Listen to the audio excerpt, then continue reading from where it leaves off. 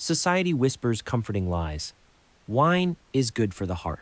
Alcohol helps you sleep. Drinking makes you more creative. These myths spread like truth. Repeated by friends, echoed in headlines, reinforced by advertising. Even television and movies join the chorus. Characters drink casually in almost every scene. Pouring wine after work, raising beers with friends, downing whiskey to solve problems. The screen makes alcohol look normal, even glamorous. And so, millions believe the illusion that alcohol heals, relaxes, and completes a good life. But science tells a darker story. Alcohol does not heal, it poisons. The Lancet, the world's leading medical journal, paints a chilling picture. In 2016, alcohol was linked to 2.8 million deaths globally. More recent data estimates as many as 2.6 million deaths each year stem from alcohol consumption. This is no minor health issue, it's a global killer. The World Health Organization doesn't sugarcoat the truth.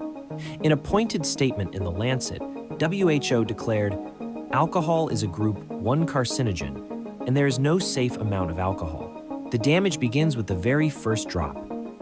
So, what is alcohol? What is happening in your body when you drink alcohol? Ethanol, the chemical name for alcohol, is not food. It is not nutrition. It is a drug. Like heroin, like cocaine, it changes the chemistry of your brain and body. It sedates, it excites, it rewires, it creates tolerance, dependence, and withdrawal. By every scientific definition, ethanol is a psychoactive drug. The only difference is packaging. Put ethanol in a syringe, and no one would dare touch it. Put it in a wine bottle, and society calls it culture. Alcohol doesn't need digestion. The moment it touches your mouth, it begins absorbing through your tongue and stomach lining. Within minutes, it enters your bloodstream. When the alcohol enters the bloodstream, the liver drops everything to deal with it. It has only one goal: detoxify. To break down alcohol, the liver produces an enzyme called alcohol dehydrogenase, ADH. This enzyme converts alcohol into acetaldehyde. This byproduct is not just toxic, it is far more poisonous than alcohol itself. And it doesn't just sit quietly, it attacks. It binds to proteins, damaging cell structures. It attaches to DNA, causing mutations that can trigger cancer. It weakens immune defenses, leaving the body vulnerable. Then, liver's only hope is to call in another enzyme, aldehyde dehydrogenase, ALDH. This enzyme tries to transform acetaldehyde into a weaker chemical called acetate. Acetate can be broken down into carbon dioxide and water, harmless enough to leave the body. But here's the truth. If alcohol intake is heavy, the liver is overwhelmed. Acetaldehyde builds up faster than ALDH can clear it. The result is cellular chaos, DNA damage, tissue scarring, and the first steps toward liver disease. In fact, not everyone's body fights this battle equally. Some people lack enough of the ALDH enzyme. Their livers convert alcohol into acetaldehyde, but struggle to clear it. For them, even a small drink causes acetaldehyde to surge.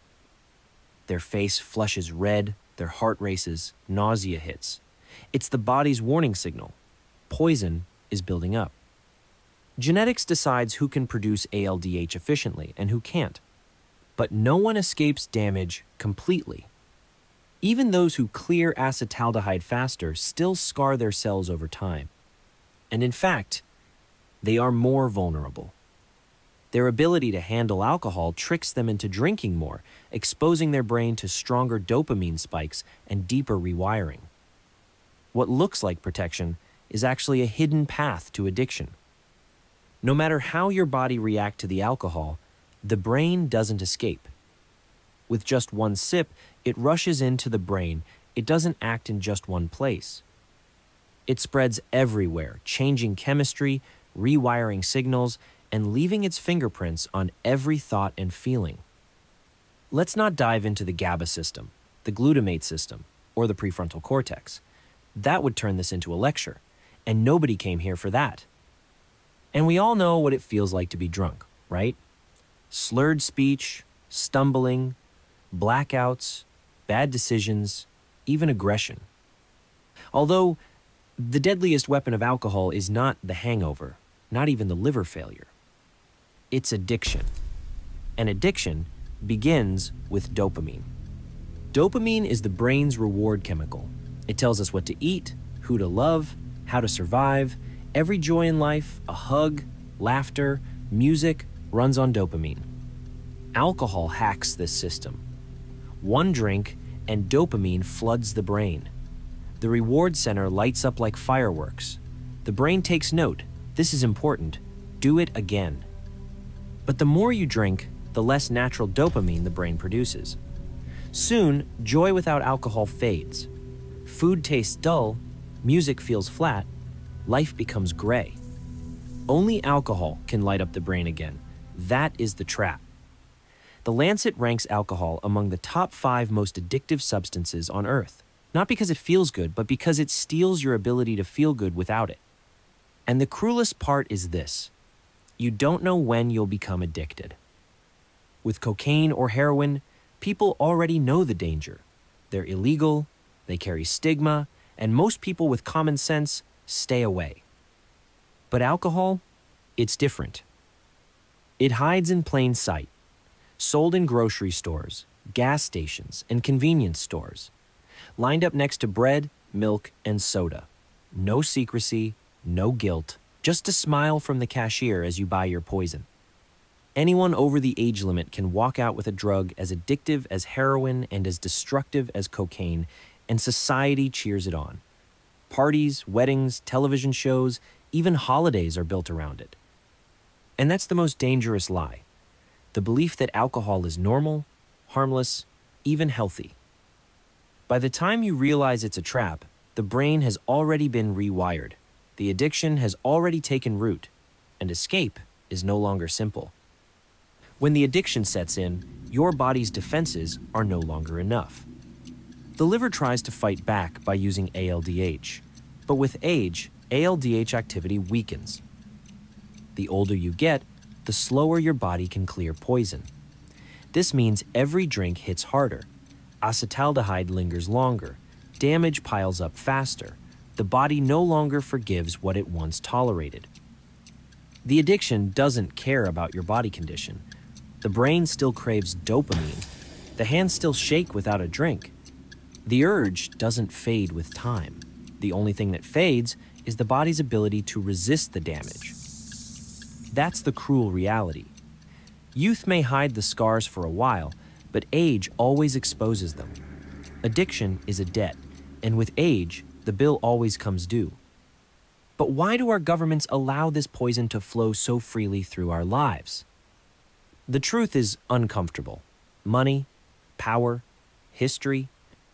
Alcohol is one of the most profitable industries in the world. Governments collect billions in taxes from its sales, while alcohol companies spend millions lobbying politicians and shaping policy. The system profits even as people die. And alcohol is deeply woven into culture, weddings, holidays, sports, even religion. To question alcohol is to question tradition itself. For leaders, it's easier to stay silent. So while governments warn us about illegal drugs, they leave alcohol on every grocery shelf. They permit companies to advertise it as fun, glamorous, even healthy despite the science. Even knowing alcohol is a Group 1 carcinogen and one of the deadliest addictions on Earth. This is the cruel irony. The very institutions meant to protect us protect the industry instead. Alcohol is not just normalized, it is sanctioned at the highest level, and that is why the lie survives. So, what do you think? Should alcohol be banned or left as a personal choice?